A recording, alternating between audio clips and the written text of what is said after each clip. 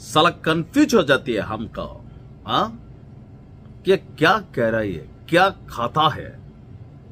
हाँ, কথা বলছি পাকিস্তানের সেনা প্রধান আসিম মুনির। কপাল ভাই কপাল, ট্রাম্পের এক থাপ্পড়ের সাথে পুরা কপাল ফাইটা মানে ছড়াই গেছে, মানে হিউজ। একমাত্র পাকিস্তানের এই ব্যক্তি ক্ষমতা হারানোর পর যার কোনো বিচার হবে না, যার কোনো জবাব দিতে থাকবে না, যাকে গ্রেপ্তার করা যাবে না, মন যাচাই তাই করতে পারবে। আর সম্ভবত সেই কারণে খুশিতে আহ্লাদে এই কথা বলে ফেলছে যে পাকিস্তানের সেনাবাহিনী হচ্ছে আল্লাহর বাহিনী। এরকম অদ্ভুত অদ্ভুত কথা মাঝে মাঝে আমাদের দেশেও কিছু কিছু পাকিস্তানপন্থী মানুষদের মুখে ধর্মীয় ইস্যুতে কিন্তু শোনা যায়। যাই হোক, কথা বলছি আমরা আসিম মুনিরকে নিয়ে।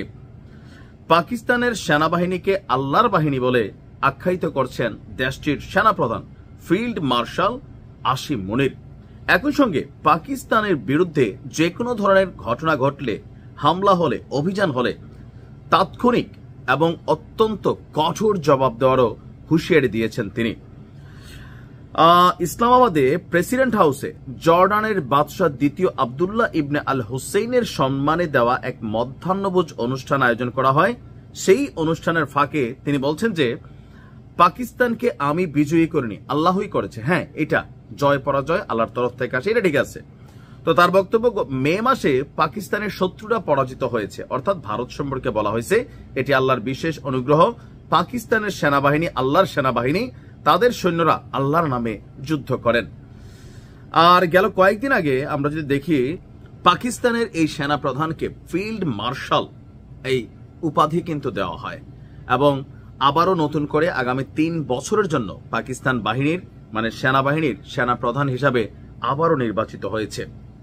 তবে পাকিস্তানের যে সেনাবাহিনীর মধ্যে যারা আল্লাহর বাহিনী আছে, তারা আসলে কতটুকু আল্লাহ ভীতি আছে তাদের মধ্যে, মানে সেনাবাহিনীর কথা বলছি না, পাকিস্তান রাষ্ট্রটা। আপনারা দেখবেন ফেসবুকে অনেক রিলস আসে, পাকিস্তানের অনেক ভিডিও আসে। আলহামদুলিল্লাহ, বাংলাদেশের পুলিশ জনগণের বাহিনী ঠিক আছে, কিন্তু আমাদের নৈতিক চরিত্র অনেক বেটার আছে, অনেক বেটার। খালি এরকম টাকা মারে, এরা দেখবেন বিয়া শাদীর মধ্যে টাকা ছড়ায় আর নর্তুকি নাচায়। এগুলো দেখছেন তো? দেখেন, পাকিস্তানের নেগেটিভিটির মধ্যে বেশ কিছু জিনিস আছে। পাকিস্তানের যে সরকাররা ক্ষমতায় বসে, তাদের দেশের সেনাবাহিনীর গুতানিতে, সেনাবাহিনী কিন্তু রাজনীতিতে আসা সবসময় ঝামেলা। যে মিয়ানমারের অং সান সুচি, আপনি মিয়ানমারের পলিটিক্যাল ব্যাকগ্রাউন্ড জানেন যে সেইখানে সংসদে সেনাবাহিনীর জন্য 25% সিট রিজার্ভ রাখতে হইতো, মানে সাবেক সেনা কর্মকর্তারা সেখানে এন্ট্রি নিত। পাকিস্তানও কিন্তু এই ধরনের একটা প্রভাব আছে। ইমরান খানের যেই পতন ঘটছে বা ইমরান সরকারের যেই পতন ঘটানো হয়েছে, সেনাবাহিনীর নাখোশ ছিল। আর যার কারণে পাকিস্তানের রাজনীতিতে বা পার্লামেন্টে এই সেনাবাহিনী যথেষ্ট ভূমিকা রাখে। এমনি তারা বিদেশের বিরুদ্ধে কি করছে, ভারতের বিরুদ্ধে, ওইটা না, আমি ইন্টারনাল ইস্যুটা বলছি যে রাজনীতিতে এই সেনাবাহিনী যথেষ্ট ফ্যাক্ট রাখে। যে বর্তমান সরকার যে আছে শাহবাজ শরীফ, তিনিও কিন্তু সেনাবাহিনীকে ললিপপের মতন খান। করা লাগে ভাই, নাইলে হয় না, এই ক্ষমতায় থাকতে দেয় না।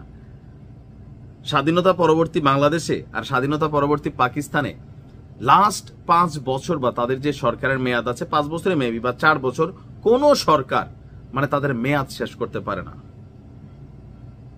রাষ্ট্র হিসাবে পাকিস্তান থেকে আমরা অনেক দূর আগাই গেছি আলহামদুলিল্লাহ।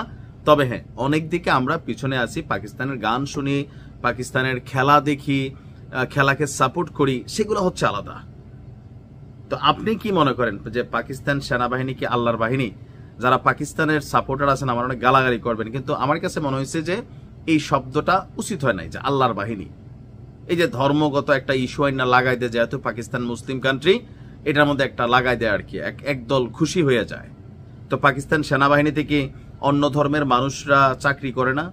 মানে অমুসলিমরা কি চাকরি করে না, নাকি সব মুসলিমরাই চাকরি করে? তো সব মুসলিমরা যদি চাকরি না করে, যারা অমুসলিম আছে তারাও কি আল্লাহর বাহিনী? কেউ তো ভগবানের বাহিনী, কেউ যিশুর বাহিনী। তাহলে ধরেন একটা অমুসলিম দেশ, তারা যদি বলে যে আমরা হচ্ছি যিশুর বাহিনী, আমরা হচ্ছি বৌদ্ধার বাহিনী, আমরা মুসার বাহিনী, আপনার কাছে শুনতে কেমন লাগবে? বা ভারতের সেনাবাহিনী যদি বলে আমরা রামের বাহিনী, তখন তো আমরা বলবো তোমরা তো দেখো সেই দেশে মুসলমানদেরকে জোরপূর্বক রামের বাহিনী করা হয়েছে, ন্যাক্কারজনক ঘটনা। অনেক কিছু আছে, এগুলো একটু ঠান্ডা মাথায় চিন্তা করা উচিত। ভালো থাকবেন।